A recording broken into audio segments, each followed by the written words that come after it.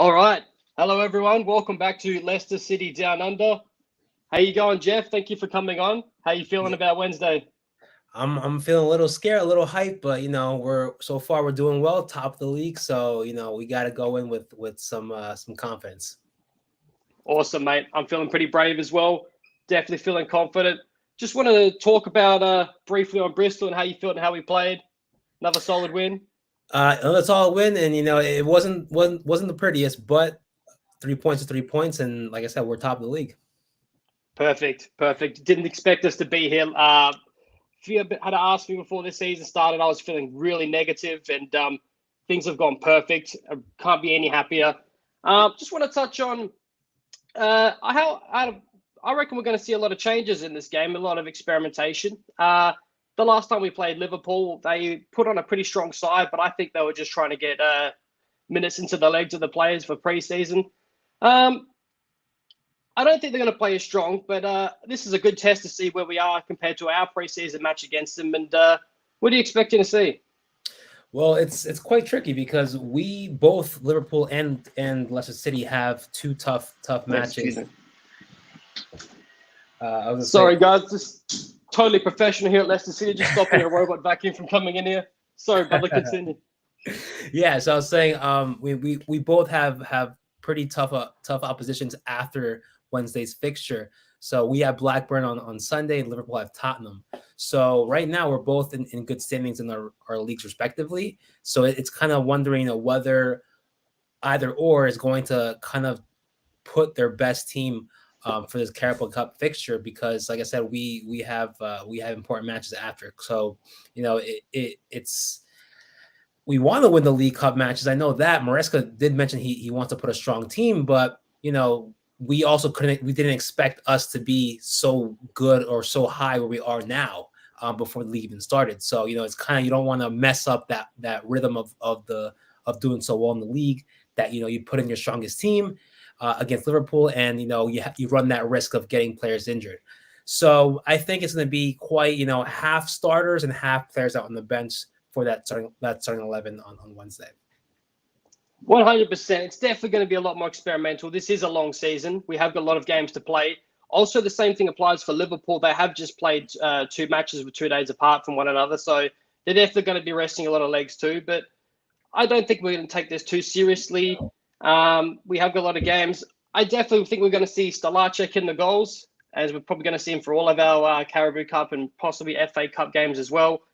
What I want to ask you is, do you think Daka gets a run out?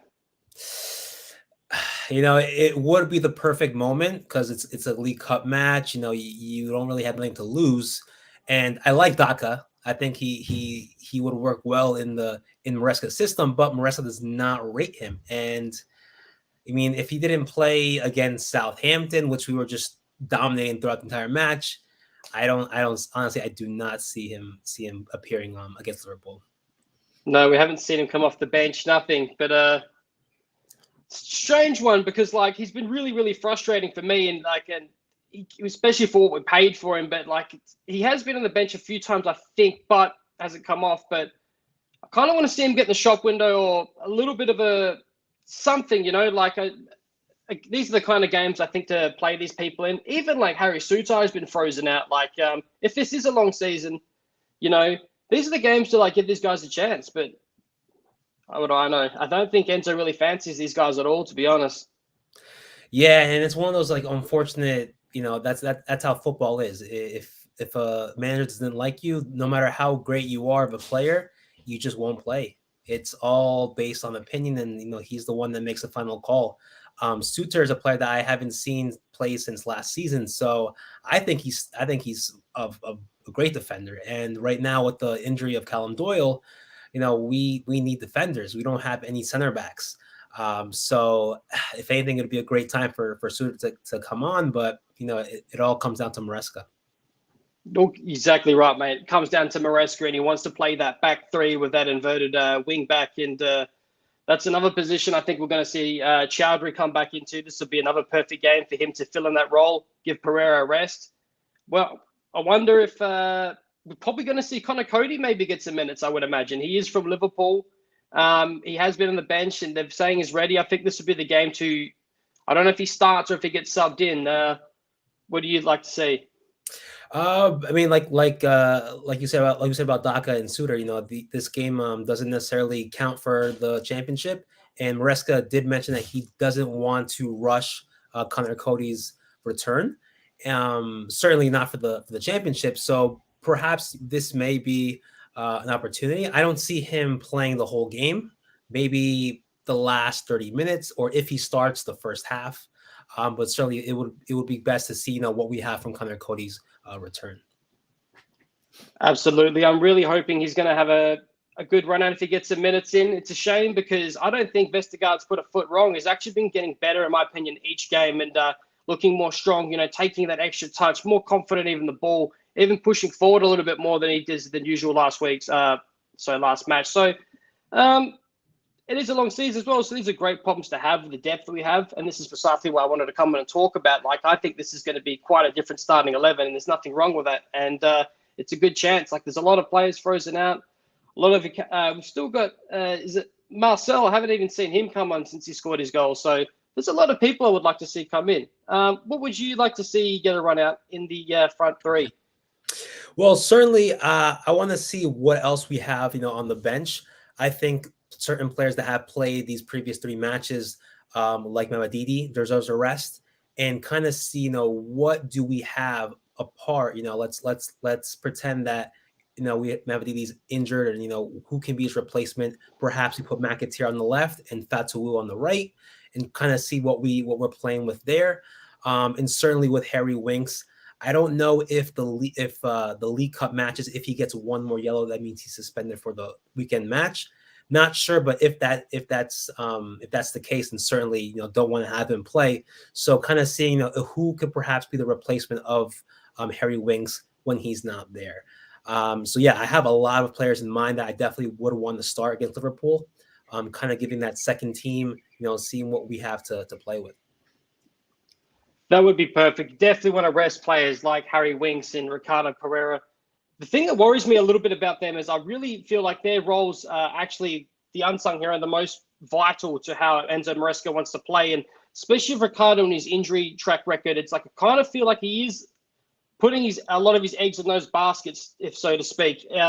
Especially with Harry Winks, like he is absolutely instrumental for setting up everything through, as that back six moving forward. And he's been an absolute monster. I think he's an absolute cheat code in this league, Harry Winks. As for filling his role, I don't think anyone can do it, fill his role, to be honest with you, especially as effective as him. Chowdhury sort of filled in for that position for Ricardo Pereira, and that works. And also I could imagine James Justin doing that role as well. But in terms for Harry Winks, I don't know, mate. I don't think anyone is as calm and collected as him and can hit passes as accurately as him. Right. Yeah. And I've been trying to analyzing that too, to see who could perhaps be similar to Harry Winks. And the only player that comes to mind right now is Agun, the Turkish player we signed up for the summer. I think, he perhaps may fit that role. Certainly wouldn't be the first choice, but definitely if that came to be where Harry Winks isn't available, then probably try him out, maybe change the formation up a bit for having, perhaps give him more support, make it maybe a 4-2-3-1 if we have to. But, definitely speaking about Harry Winks, he's too good for the championship, and everyone can see that. He doesn't lose the ball at all. Great passes, and we're very lucky to have him. It's absolutely ridiculous. He is some player. I can't believe it. A lot of people made fun of him when we first signed him, but he's been absolutely awesome. And that's another thing that I've really been happy with Leicester is a lot of these young players have got a point to prove. People like Mavididi, this is their chance to show themselves. But as for Yunus Akgün, I have noticed that when he has played on the right-hand side as a winger, or even when he has played, he was much more defensively minded. I thought, he did track back quite well. I thought when people say he had a bad game, I don't mind him so far, and I definitely could see him developing into that role. It's an interesting analysis. So how do you feel about how possession heavy we're playing? A lot of people have been saying it's boring and it's tip-tappy, but I think it's been absolutely brilliant. I love the Enzo ball, and How you feeling? I think it's working well, and it's like I say, it's like us playing like prime Barcelona. Those tiki takas, 1-2, 1-2s, and it's beautiful how we can play with Hermanson. He's able to have the ball on his feet, completely calm. If you compare him to Everson to Ward, that ball's going right out of bounds. As soon as there's pressure.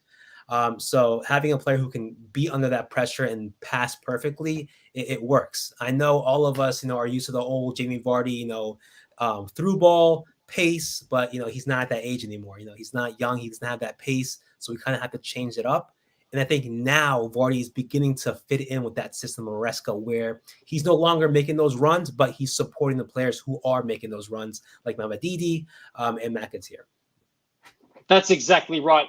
Who can't teach a dog new tricks? Well, Vardy's been drawing a lot of those defenders. He's been helping a lot, making those runs forward at the right times. He's been absolutely brilliant in that role, and he's actually surprised me as well. And I would love being wrong. Jamie Vardy, the immortal. I love him to bits. The possession-based football is brilliant, and it's starting to click. You can see each week it's just starting to click a little bit more, just like you said a while ago. It's only 20%. You can see it slowly building now, and having these rotations and getting everyone used to this system, and getting that cohesion between, the rotating squad is absolutely brilliant. And that's why I'm real excited about this week, because I think that the quality that Liverpool has, the depth they have is, don't forget, Premier League, European level. So, of course, I don't expect to win, but I think we're going to surprise people. I've gone with a score prediction of Leicester City 2, Liverpool 3. What about yourself? How do you see the score going, Jeff?